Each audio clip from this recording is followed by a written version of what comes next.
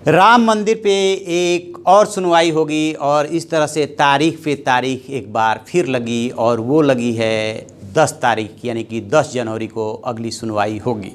Supreme court के इस सुनवाई टाले जाने के बाद राजनीतिक प्रतिक्रियाएं बहुत तेज़ हो गई है। कांग्रेस ने कहा है कि सुप्रीम कोर्ट का जो भी आदेश हो उसके हिसाब से कार्रवाई आगे की होनी चाहिए।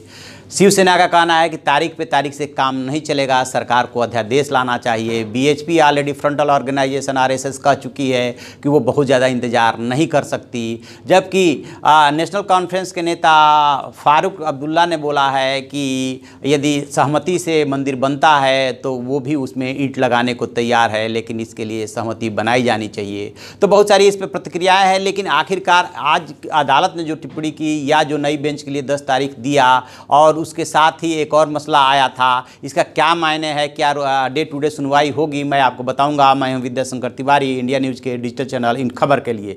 दरअसल जो सुनवाई होनी थी पहले से तय थी कि 4 जनवरी को ये तय होना है कि कौन सी बेंच होगी और वो कब से और कैसे सुनवाई करेगी। तो निर्धारित तारीख को सुनवाई हुई। चीफ जस्टिस रंजन गोगोई ने इसको सुना और इसके बाद 5 सेकेंड 10 सेकेंड में ये फैसला सुना दिया कि अगली तारीख 10 जनवरी को और उस दिन बेंच गठित हो जाएगी। अब इसी क्रम में जो महत्वपूर्ण घटनाक्रम घटित हुआ कि जो मूल याचिका थी उसके साथ वो एक और याचिका डाली गई थी और वो 18वें नंबर पर लिस्टेड थी। उसमें ये था कि डे टू डे पे सुनवाई पे जो है कोर्ट विचार करे। तो उस पर तो कोर्ट ने विचार उसको डिस्पोज ऑफ कर दिया कि इसकी ज़रूरत नहीं है, लेकिन साथ में ये कमेंट भी किया कि जो अगली बेंच बनेगी इसके सुनवाई के लिए वही डिसाइड करेगी कि डे टू डे सुनवाई होनी चाहिए या नहीं होनी चाहिए। तो ये महत्वपूर्ण मसला है, यानी कि ये अगली बेंच पे छोड़ दिया गया है कि आप कैसे इसको सुनवाई करना चाहते हैं वो आप खुद तय कीजिए। डे टू डे करना चाहते हैं डे टू डे कीजिए।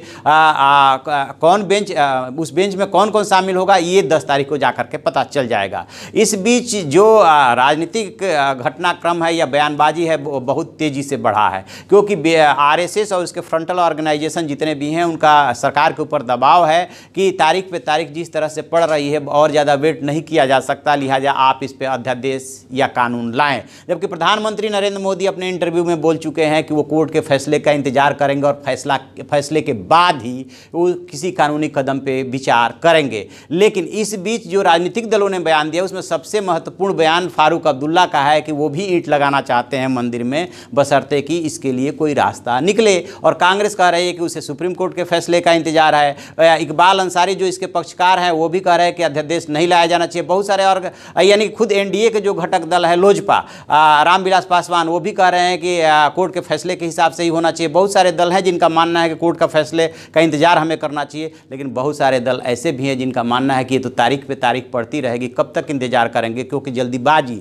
2019 के अप्रैल मई में होने वाले चुनाव को लेकर के है। तब तक यदि फैसला नहीं होता है तो एक वर्ग को लगता है कि इससे हमें हमारा नुकसान हो जाएगा, दूसरे वर्ग को लगता है कि इससे हमारा फ़ायदा होगा। अब देखते हैं कि आगे क्या होता है। बहरहाल शिवसेना जो है पाला खींचे हुए है। तो आप ऐसी खबरों के लिए देखते रहिए हमारा डिजिटल चैनल इन खबर और उसे सब्सक्राइब कीजिए।